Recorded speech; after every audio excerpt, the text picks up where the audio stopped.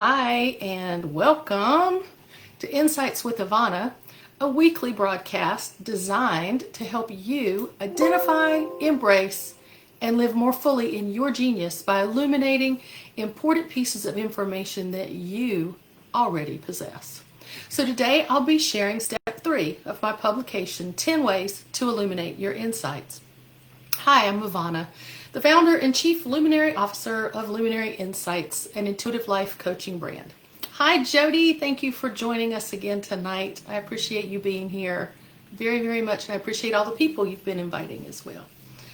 I have two, and hi, long time no see. Welcome, welcome. I have two screens, so it's hard for me to see what I look like. So if I look funny, you can type that in the messages too. I appreciate you guys being here.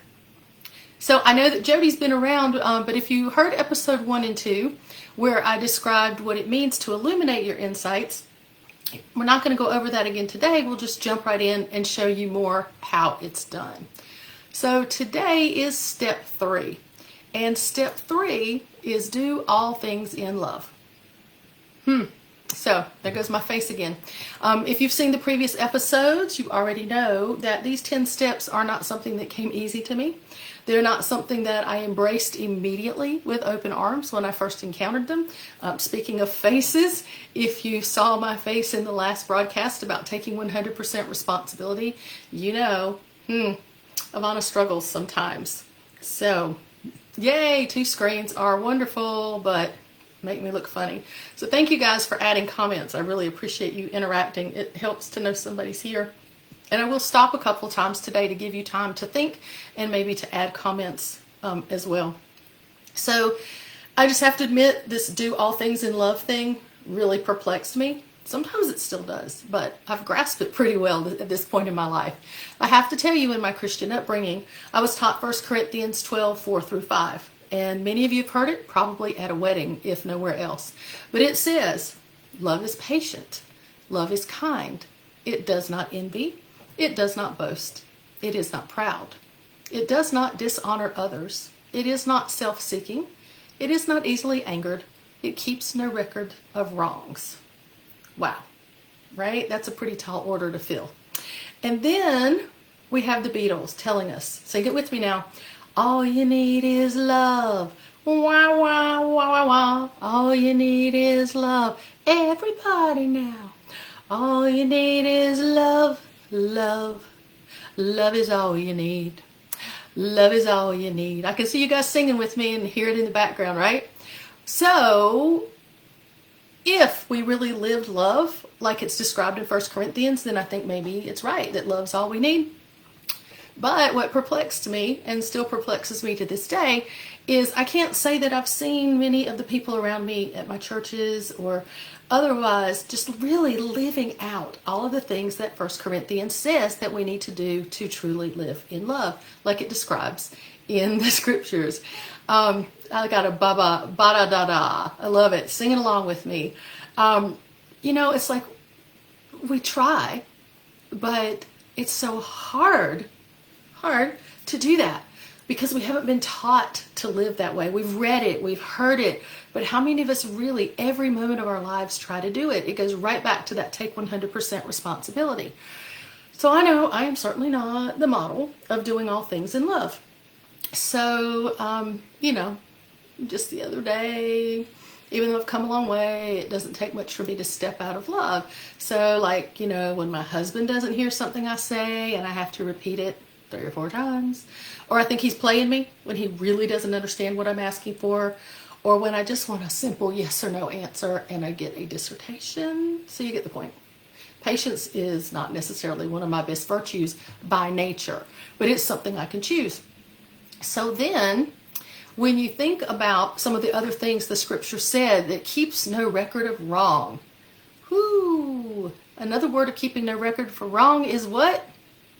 I can hear you saying it, forgiveness. And a lot of people don't want to talk about forgiveness because, again, it's kind of the opposite of what we've been taught. We've been taught to hold grudges and that they're going to get theirs and to retaliate. But it's so important for us to forgive. And that's forgiveness for ourselves, which for me is sometimes harder, even than forgiving others who have hurt us. And in a future broadcast, we'll talk about the perception of being hurt versus being hurt. But that's a really deep concept we'll dig into later. So yes, I see you're still singing along with Love Is All You Need. Thank you. So here's where I'm going to ask you to participate. What record of wrong comes to your mind right now? Just take the first thing that comes to your mind and hold on to that. Often it's something that occurred with a family member, since that's our first close relationship. And I'm not going to go into detail, but I will tell you that what I think of is some pretty heavy stuff that happened between me and my father. So I'm his namesake. I'm Daddy's little girl. My dad and my granddad both have the same name, Ivan, even though my dad goes by Jack. And I was the third of his 4 girls. So I kind of guess he wanted a boy. But anyway, that's how I got to be Ivanna. And I was proud to be Daddy's little girl. But I can tell you, having 2 strong-willed Tauruses in the same house can be tough. And those of you that know me, you know what a Taurus I can be. So I'm going to come back to you now. Take a minute, and I'm actually going to give you some time. Take a minute and sit with that first thing that came to your mind, that person, that event, something that hurt you, somewhere that you were wrong. And I want you to think about it. And as you think about it, feel your body. Feel what happens in your body. Listen to what goes on in your mind. I'll give you just a second, and we're going to come back to it again in a minute. But just take a second and really feel it. Think about it. Don't go too deeply, and hold it. So just hold on to that thought. Thank you. And my dear husband has joined me probably after I ranted and raved about how easily I get impatient with him. So thank you, dear, for being here. So I have in my mind a situation with my dad. And some of you that know, the history, you may know some of it. But I will tell you that I've been able to release most of it. But even now, if I choose to go there, if I choose to replay pieces of it in my mind, I'll feel my eyes squint up and my jaw will get really tight and my thoughts will start racing. How unfair, or how this hurt, and what I should have done. And all those details, I actually relive it. We actually relive these things in our body. And it can be miserable. And the reason that it's so miserable is because according to science, it's real. It's actually real. When we visualize something, when we think about it deeply, when we go into a lot of detail and it's tied to emotions, our brain doesn't know the difference between something that's happening in real life and something that's going on in our brains. And that can have a positive side, but when it comes to regrets or hurts, it's not a positive thing. It's like it's really happening to you all over again in your body. So again, I want to go back to you. I've lost my printout. And ask you, how did you feel? You don't have to share the experience, but think about what you felt in your body. What kind of thoughts ran through your head? And how did all that make you feel? I'm going to pause for just a second. I had a pretty picture to hold up, but I don't know where it is. So take a moment and type in the comments if you would.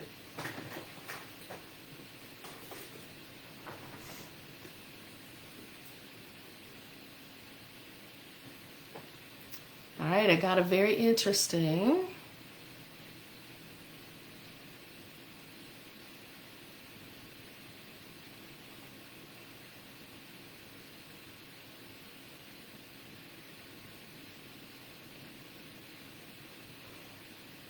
And I do understand if you don't really want to type in the chat box on something like this, but I'm hoping that some of you might add a little bit.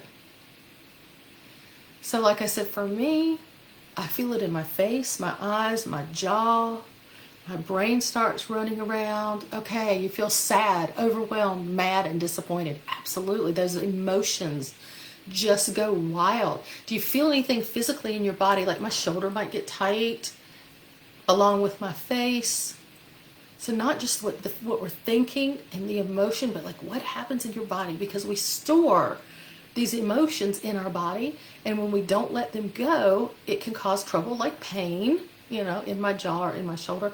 But it can also, as we've talked about before, stress and things can lead to actual illnesses. And so it's so important when we think about doing all things in love that we're doing it for ourselves as much as we are for anybody. So that goes to my question is, why do we choose to hold on to it so long? And I think that part of it is just We've not ever been truly taught to believe that love is all we need, that it really frees us. It frees us from the tightness, from the stomach issues, absolutely.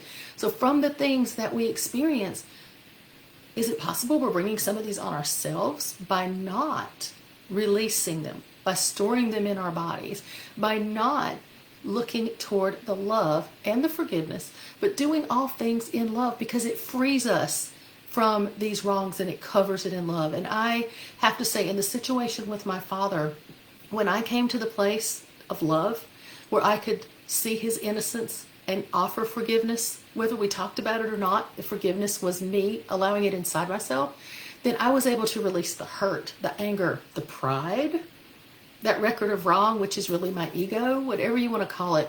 But it wasn't really hurting him in the same way it was hurting me, because it was weighing me down and it was separating us from each other.